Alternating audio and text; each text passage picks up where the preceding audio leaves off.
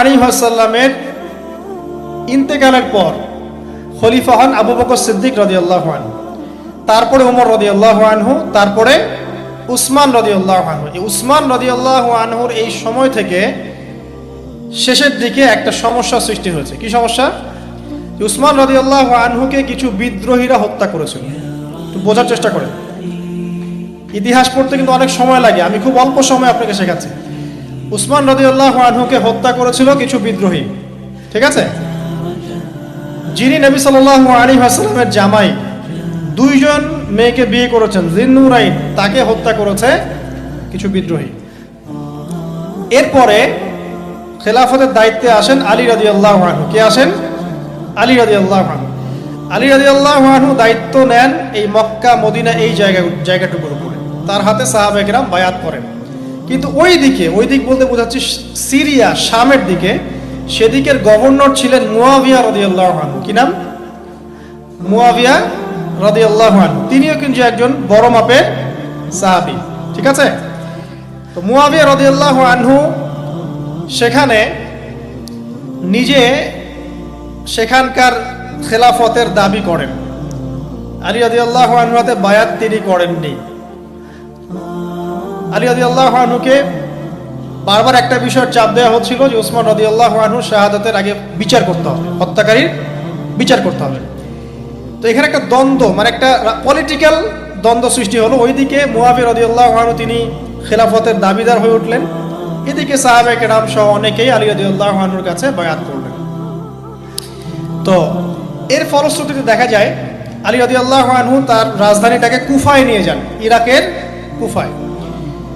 তো ইহুদিদের ইন্ধনের ফলে এক পর্যায়ে দেখা যায় যে আলী রাদিয়াল্লাহু আনহুর এক পক্ষ এবং একদিকে মুয়াবিয়া রাদিয়াল্লাহু আনহুর এক পক্ষ, তারা একটা মানে অনাকাঙ্ক্ষিত যুদ্ধের দিকে চলে যান, ঠিক আছে? এই যুদ্ধটাকে বলা হয় সিফফিনের যুদ্ধ। কিসের যুদ্ধ? সিফফিনের যুদ্ধ। এটা সংঘটিত হয়েছে 37 হিজরিতে। কত হিজরি? 37।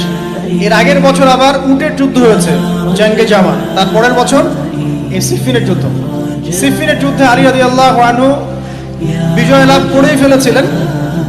এই সময় মুয়াবিয়া রাদিয়াল্লাহু আনহুর দলের মধ্যে আমর ইবনে আস রাদিয়াল্লাহু আনহু তিনি বলছেন যে কোরআন ফয়সালা করবে, কোরআন ফয়সালা করবে। এটাকে কেন্দ্র করে একটা তৃতীয় পক্ষ নির্ধারণ করা হয়, যেটাকে আমরা সালেস বলি। মুয়াবিয়া রাদিয়াল্লাহু আনহুর পক্ষে একজন, তার নাম আমর ইবনে আস রাদিয়াল্লাহু আনহু, এবং আলী রাদিয়াল্লাহু আনহুর পক্ষে একজন, তার নাম হচ্ছে আবু মুসা আশআরী রাদিয়াল্লাহু আনহু। তারা গিয়ে একটা তৃতীয় পক্ষ করে মীমাংসা করতে চাচ্ছে যে আমরা কেউ যুদ্ধ চাই না, আমরা ভাই ভাই, আমরা সবাই মুসলিম উম্মার ঐক্যের খাতিরে এখানে একটা সলিউশন আছে। তো সলিউশনে একটা আশা হচ্ছিল যে ঠিক আছে, উভয়েই পদত্যাগ করবে, নতুন খলিফা নেওয়া হবে, ঠিক আছে? তো এরকম একটা কথা চলছিল। কিন্তু মুয়াবিয়া রাদিয়াল্লাহু আনহু তিনি তার যে মানে দাবি, এটা ছাড়তে চাচ্ছেন না। এইদিকে আলী রাদিয়াল্লাহু আনহু দলের মধ্যে কিছু মানুষ, প্রায় 12,000, তারা এই দল থেকে বের হয়ে গেল যে আমরা আলীকেও মানি না রাদিয়াল্লাহু আনহু, মুয়াবিয়াকেও মানি না রাদিয়াল্লাহু আনহু, এই আমর ইবনে আসকেও মানি না রাদিয়াল্লাহু আনহু, এবং এই আবু মুসা আশআরী তাকেও মানি না, আমরা কাউকেই মানি না। এবং এদেরকে বলা হয় খারেজি। কি বলা হয়? খারেজি। তারা এইখান থেকে দল থেকে বের হয়ে গেল। শুধু তাই না, তারা ফতোয়া দিল যে আলী এবং মুয়াবিয়া এবং আমর ইবনে আস, আবু মুসা আশআরী সবাই কাফের, নাউজুবিল্লাহ। কারণ কি? কারণ হচ্ছে তারা আল্লাহর কিতাব, আল্লাহর বিধান দ্বারা বিচার ফয়সালা করছে না, মানুষের মত তারা গ্রহণ করছে। মানে ওদের উদ্ভট যুক্তি আর কি। তারা আল্লাহর কিতাব দিয়ে ফয়সালা করছে না, বরং মানুষের রায় গ্রহণ করছে। এটা একটা খোরা যুক্তি ছিল। আলী রাদিয়াল্লাহু আনহু এদেরকে দমন করলেন। নহরওয়ান নামক জায়গায় তাদের সাথে যুদ্ধ হলো, এবং এই যুদ্ধে আলী রাদিয়াল্লাহু আনহু জয়লাভ করলেন। সিফফিনের যুদ্ধটা হয়ে গেল। এখন দেখেন দুইটা পক্ষ পাচ্ছেন আপনি এখানে, আলী রাদিয়াল্লাহু আনহু একটা পক্ষ, একটা কার? মুয়াবিয়া রাদিয়াল্লাহু আনহুর পক্ষ। এখন এই যে খারেজিরা বের হয়ে গেল, এখন তো দেখা যায় যে কিছু কিছু শব্দ বললেই মানুষ খারেজি ট্যাগ দিয়ে দেয় না? দেখেন এই খারেজি আকীদার সাথে কিন্তু আসলে পলিটিক্যাল সমালোচনার কোনো সম্পর্ক নেই। পলিটিক্যাল দ্বন্দ্বের সাথে, পলিটিক্যাল সমালোচনার সাথে কিন্তু খারেজি বা খাওয়ারিজম মতবাদটা আসলে জড়িত না। এটা কার সাথে জড়িত? ওই যে একদিন বলেছিলাম, খারেজিরা মনে করে কবিরা গুনাহ করলে কোনো ব্যক্তি কি হয়ে যায়? কাফের হয়ে যায়। খারিজিদের আকীদা হচ্ছে কবিরা গুনাহ করলে কোনো ব্যক্তি কাফের হয়ে যায়। এই আকীদাটার নাম খারিজি আকীদা। এটা কি বাংলাদেশের মুসলিমরা লালন করে? কোনো আলেম, কোনো বক্তা, কোনো মুফাসসির, কোনো মুহাদ্দিস আপনাদেরকে বলেছে কখনো এই দেশের মাটিতে যে কবিরা গুনাহ করেছে এরা এদেরকে মেরে ফেলো? বলেছে? কিন্তু আপনি কিছু হক কথা বললে আপনাকে ট্যাগটা খেতে হয়। আসলে এই যারা এই ধরনের মানে বলেছে একদিন খারেজি ম্যানুফ্যাকচার কোম্পানির সাথে সদস্য, এরা ভাঙাচোরা ইস্যু পেলেই কাউকে খারেজি ট্যাগ দিয়ে দেয়।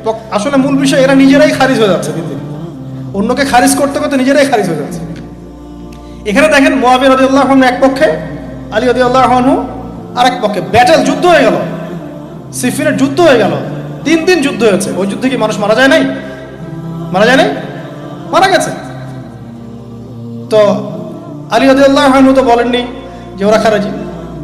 কারা খারাজি তাহলে? যারা এই যে 12,000 সৈন্যের মধ্য থেকে বের হয়ে গেল এবং সবাইকে কাফের ফতোয়া দিল যে আলীও কাফের, মুআবিয়া কাফের, আমর ইবনে আসও কাফের, নাউজুবিল্লাহ, আর এই যে আবু মুসা আশআরী তারাও কাফের। বোঝেন। এরপর তারা যখন বের হয়ে গেল, আলী রাদিয়াল্লাহু আনহু তাদেরকে হত্যা করলেন, তাদের সাথে যুদ্ধ করলেন। কিন্তু এদের কিছু কিছু মানুষ বেঁচে ছিল। এরা একটা প্ল্যান করলো। কি প্ল্যান করলো? যে আমরা চোরাগুপ্তা হামলা চালিয়ে এই 4 জনের সবাইকে হত্যা করে ফেলবো। কথা বুঝতে পারছেন? 4 জন একই দিনে প্ল্যান করলো। রমজান মাসের 17 তারিখ। কত তারিখ? রমজান মাসের 17 তারিখ। ওইটা সম্ভবত 40 হিজরি। কত হিজরি? সিফিনের যুদ্ধ হচ্ছে 37 হিজরিতে, এটা হচ্ছে কত হিজরি? 40, 3 বছর পর এরা প্ল্যান করলো। এখনকার ওই যে পশ্চিমা গোলকধাঁধায় পড়া কিছু মানুষ যারা কিছু জঙ্গি সংগঠনের নাম লেখা প্ল্যান করে যে হঠাৎ সুইসাইড বোম মারবো, আছে না? এরকম একটা প্ল্যান করলো যে আমরা প্ল্যান করলাম এই 4 জনকে আমরা একদিনে উড়িয়ে দেবো বাড়িতে। এবং সেই প্ল্যান মোতাবেক তারা কাজ করলো। কাজ করে ঘাপটি মেরে বসে থাকলো। আলী রাদিয়াল্লাহু আনহু ফজরের নামাজে যাচ্ছেন, আব্দুর রহমান বিন মুলজিম নামে এক ব্যক্তি আলী রাদিয়াল্লাহু আনহুকে পুরো তরোয়াল দিয়ে আঘাত করে হত্যা করল। ইন্না লিল্লাহি ওয়া ইন্না ইলাইহি রাজিউন। কাকে হত্যা করলো? নবী সাল্লাল্লাহু আলাইহি ওয়াসাল্লামের মেয়ের জামাইকে। চিন্তা করতে পারেন? যিনি প্রতিটা যুদ্ধে নবী সাল্লাল্লাহু আলাইহি ওয়াসাল্লামের সাথে ছিলেন, তাকে বললো যে সে কাফের হয়ে গেছে। আর যে হত্যা করেছে আব্দুর রহমান বিন মুলজিম, সে হত্যা করার পরে আল্লাহ শুকরিয়া আদায় করেছে। নাউজুবিল্লাহ। সে বলেছিল যে আমি আল্লাহ শুকরিয়া আদায় করছি যে আল্লাহ আমার হাতে একজন পথভ্রষ্ট মানুষকে মারলেন। নাউজুবিল্লাহ। চিন্তা করতে পারেন? ওইদিকে মুআবিয়া রাদিয়াল্লাহু আনহুকে মারার প্ল্যান করা হয়েছে সিরিয়ায়। উনাকে আঘাত করা হয়েছে, কিন্তু আঘাতটা তার মানে শরীরের সেই জায়গায় লাগে নাই যেখানে লাগলে তিনি মারা যেতে পারতেন। তিনি আহত হয়েছেন, পরবর্তীতে চিকিৎসা করে সুস্থ হয়ে গেছেন। আর এদিকে আমর ইবনে আস এবং আব্দুর রহমান আবু মুসা আশআরী তাদের উপরে হামলা হয়েছে। আমর ইবনে আসের জায়গায় আরেকজন সাহাবী গিয়েছেন নামাজ পড়তে, তিনি ডেড। মানে তাদের উদ্দেশ্য সফল হয়েছে এই জায়গায় যে আলী রাদিয়াল্লাহু আনহুকে হত্যা করা হয়েছে। তো এখন আলী রাদিয়াল্লাহু আনহু যখন নিহত হয়ে গেলেন, তাহলে কে থাকলো এখন? মুআবিয়া রাদিয়াল্লাহু আনহু। আচ্ছা, আলী রাদিয়াল্লাহু আনহু চলে যাওয়ার পরে তার সন্তান হাসান রাদিয়াল্লাহু আনহু, কি নাম? হাসান রাদিয়াল্লাহু আনহুর হাতে সাহাবায়ে কেরামের অনেকেই বায়াত করলেন, মানে তাকে খেলাফতের দায়িত্ব দিলেন। তো এবার তিনিও কুফায়, রাজধানী, এখানে তিনি আছেন এবং কুফাবাসী তাকে মানে প্রলুব্ধ করছে কিছু কিছু মানুষ যে আপনার উচিত মুআবিয়া রাদিয়াল্লাহু আনহুর সাথে যুদ্ধ করা। ঠিক আছে? কিন্তু হাসান রাদিয়াল্লাহু আনহু সেই কাজটা করলেন না। তিনি বলেন না, আমি মুসলিমদের মধ্যে দ্বন্দ্ব চাই না, বরং আল্লাহর নবী একটা ভবিষ্যৎবাণী করেছিলেন সাল্লাল্লাহু আলাইহি ওয়াসাল্লাম যে আমার এই নাতি হাসান মুসলিমদের বড় ফিতনার সমাধান করে দিবে। সুবহানাল্লাহ। কথা বুঝতে পারছেন? তো হাসান রাদিয়াল্লাহু আনহু তখন কি করলেন? নিজে তার যে এই যে দায়িত্ব, খেলাফতের দায়িত্ব, তিনি মুআবিয়া রাদিয়াল্লাহু আনহুর হাতে ছেড়ে দিলেন। সুবহানাল্লাহ। তিনি নিজে পদত্যাগ করলেন। ঠিক আছে, আমার ক্ষমতার দরকার নাই, মুসলিমরা আপোষে মারামারি কাটাকাটি থেকে রক্ষা পাক। কিছু শর্ত ছিল ওই চুক্তির মধ্যে, যে মুআবিয়া রাদিয়াল্লাহু আনহু যে কাজই করবেন সুরাভিত্তিক করতে হবে, হ্যাঁ, আহলে বাইতদেরকে সম্মান করতে হবে, ভাতা নির্ধারণ করতে হবে, এরকম কিছু শর্ত ছিল। ঠিক আছে?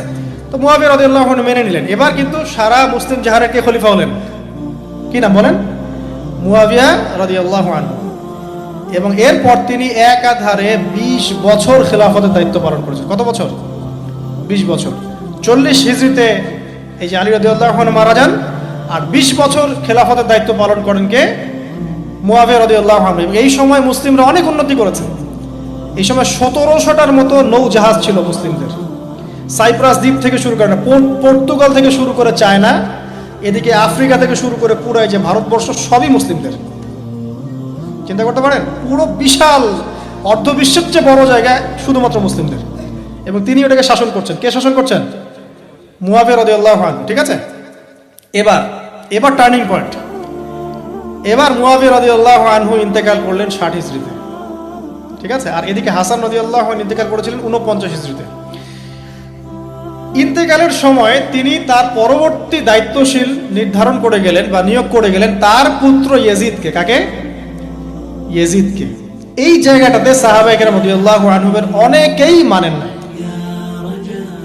কারণ তখন তার চেয়েও যোগ্য মানুষ সমাজে ছিল।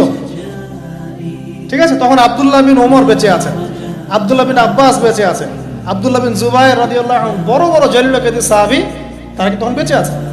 কিন্তু কি করলেন মুয়াবিয়া রাদিয়াল্লাহু আনহু, আল্লাহ তাকে জান্নাতবাসী করুন, তিনি তার ছেলে ইয়েজিদকে শাসন ক্ষমতা দিয়ে গেলেন। এই যে শুরু হলো বাবার পরে ছেলে, বুঝতে পারছেন, রাজতন্ত্র শুরু হলো।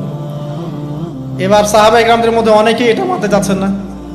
যারা মানতে চাচ্ছেন না তাদের মধ্যে আছেন আব্দুল্লাহ বিন ওমর রাদিয়াল্লাহু আনহুর ছেলে, আছেন আব্দুল্লাহ বিন আব্বাস রাইসুল মুফাসসিরিন, আছেন আব্দুল্লাহ বিন জুবাইর বিন আওয়াম রাদিয়াল্লাহু আনহুর ছেলে, এরকম বড় বড় সাহাবী, এবং তারা মক্কা মদিনায়। তো আচ্ছা, এখন এই সাহাবীদেরকে কি আমরা খারিজি বলবো? তারা যে পলিটিক্যালি তাকে সমর্থন করছেন না, পলিটিক্যালি কোনো গভর্নমেন্টের সমর্থন না করলেই খারিজি হয়ে যায়? যদি কেউ বলে আরব বিশ্বের সব যত নেতা আছে এদের মধ্যে অনেকেই ইসরায়েলের সাথে আতাত করেছে, সে কি খারিজি হয়ে যাবে? এই সমালোচনার সাথে খাওয়ারিজমের কোনো সম্পর্ক আছে? যদি কেউ বলে যে পশ্চিমাদের অস্ত্রশস্ত্র নিয়ে মুসলিমরা ইয়েমেনে হামলা করছে, এটা বললে সে খারিজি হয়ে যাবে? যদি কেউ বলে যে মধ্যপ্রাচ্যের কান্ট্রির কিছু নেতা তারা পশ্চিমাদের সাথে চুক্তি করেছে পেট্রো ডলার মনিটরিং সিস্টেম, সে কি খারিজি হয়ে যাবে? যদি কেউ বলে জায়নিস্টদের সাথে আতাত করে অনেক মুসলিম কান্ট্রি চলছে, তাহলে কি মিডল ইস্টের সমালোচনা করার কারণে একজন ব্যক্তি খারিজি হয়ে যাবে? খারিজি ম্যানুফ্যাকচার্ড কোম্পানি বাংলাদেশে তারা এই সংজ্ঞাই শিখায়, পলিটিক্যাল বিরোধিতা করলে আপনি খারিজি হয়ে যাবেন। অথচ এখানে দেখেন সাহাবায়ে কেরাম রাদিয়াল্লাহু আনহু মানছেন না ইয়াজিদকে। এবার ইয়াজিদ কি করলো দেখেন। এবার ইয়াজিদ প্রথমত সাহাবীদেরকে কনভিন্স করার চেষ্টা করলেন। তিনি ওখান থেকে তার দূত পাঠালেন, দূত এসে মক্কা মদিনায় বোঝালেন যে আপনারা মেনে নেন, ভালো হবে, ইত্যাদি ইত্যাদি। আব্দুল্লাহ বিন ওমর রাদিয়াল্লাহু আনহু বলেন ঠিক আছে মেনে নিলাম, আব্দুল্লাহ বিন আব্বাস রাদিয়াল্লাহু আনহু বলেন ঠিক আছে মেনে নিলাম। কিন্তু আব্দুল্লাহ বিন জুবাইর রাদিয়াল্লাহু আনহু মানলেন না। তিনি মানছেন না, আমি কিছুতেই মানি না, তার সে খেলাফতের যোগ্য না, এর চেয়ে অনেক বড় বড় যোগ্য মানুষ আছে, আমি মানছি না, বরং তিনি এখান থেকে সরে আসলেন। এবার ইমাম হুসাইন রাদিয়াল্লাহু আনহু, যার কথা প্রশ্ন করেছেন, লম্বা উত্তর দিচ্ছি, ইমাম হুসাইন রাদিয়াল্লাহু আনহুর হাতে অনেকে বায়াত করতে চাইল যে আপনি যোগ্য খেলাফতের, ইয়াজিদ যোগ্য না, কে যোগ্য? আপনি যোগ্য। এবং তার হাতে কুফাবাসী বায়াত করতে চাচ্ছে, তাকে ডাকছে আপনি মক্কা থেকে চলে আসেন কুফায়। কুফা কোথায়? ইরাকে। আপনি মক্কা থেকে কুফায় চলে আসেন, আমরা আপনার হাতে বায়াত করব। এবার হুসাইন রাদিয়াল্লাহু আনহু সপরিবারে, তার পরিবার আহলে বাইত সবাই নবীর পরিবারের সদস্য, চিন্তা করেন, নবীর পরিবারের প্রায় 80 জন সদস্য, কতজন? তারা এই যে বের হলেন, যাচ্ছেন কোথায়? কুফায়। এবার ওই ইয়াজিদের নিয়োজিত যে গভর্নর ছিল ইরাকের কুফায়, তার নাম আব্দুল্লাহ বিন জিয়াদ। কি নাম? আব্দুল্লাহ বিন জিয়াদ। আব্দুল্লাহ বিন জিয়াদ সে একটা সেনাবাহিনী পাঠালো। সেনাবাহিনীতে সদস্য ছিল 4000। কতজন? 4000। এই 4000 সেনাবাহিনী নিয়ে আব্দুল্লাহ বিন জিয়াদের যে কমান্ডার, তার নাম সম্ভবত আমের বিন, প্রথমে আমের বা ওমর আছে, ওমর বিন সাদ এরকম কিছু একটা, সে আহলে বাইতদেরকে ঘিরে ফেলল। কাকে ঘিরে ফেললো? ইমাম হুসাইন রাদিয়াল্লাহু আনহু, তার ছোট ছোট বাচ্চা কাচ্চা, তার স্ত্রী সন্তান এবং আহলে বাইতের সদস্য। যারা আহলে বাইত মানে বোঝেন তো, নবীর পরিবারের সদস্য। এবার হুসাইন রাদিয়াল্লাহু আনহু যুদ্ধ চাচ্ছেন না, তিনি যুদ্ধ চাচ্ছেন না। তিনি বলছেন যে আমাকে 3টার যে কোনো একটা পথ বেছে নিতে দাও, আমি তোমাদের সাথে যুদ্ধ করতে চাই না। 1 নাম্বার, আমাকে সরাসরি ইয়াজিদের সাথে সাক্ষাৎ করতে দাও, আমি ওর সাথে কথা বলে সলভ করবো, প্রবলেম কি। 2 নাম্বার, আমাকে পথ ছেড়ে দাও, আমি চলে যাই কোনো সীমান্তবর্তী এলাকায়, সেখানে কাফেরদের সাথে যুদ্ধ করবো, জিহাদ করবো, সেখানে মারা যাবো, শহীদ হবো। অথবা আমাকে নিরাপদে আমাকে মদিনায় ফেরত পাঠাও। তার 3টা যুক্তি কি যৌক্তিক ছিল না? তিনি কে?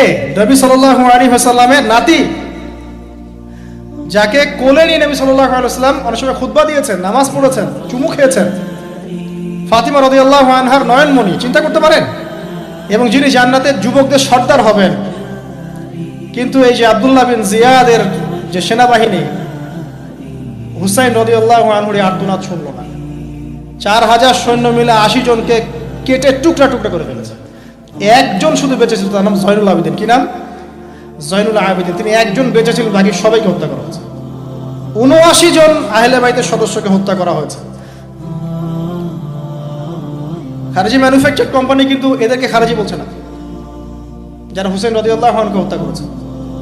আপনি মিডল ইস্টের সমালোচনা করলে খারিজি হয়ে যাবে, ওদের শেকড়টা চিনেন এখন। অথচ ওরাই কিন্তু ব্রিটেনের সাথে হাত মিলিয়ে তুর্কিদের বিরুদ্ধে বিদ্রোহ করে ক্ষমতা দখল করেছে, জানেন? 1916 সালে 1916 এরাই ব্রিটেনের সাথে হাত মিলিয়ে তুর্কিদের অটোম্যানদের বিরুদ্ধে বিদ্রোহ করে, সশস্ত্র বিদ্রোহ করে ক্ষমতা দখল করেছে। ওরা খারিজি হয়ে যায়নি। পড়লে জানবেন সত্য কি জিনিস। এবার আসেন মূল পয়েন্টে আসি।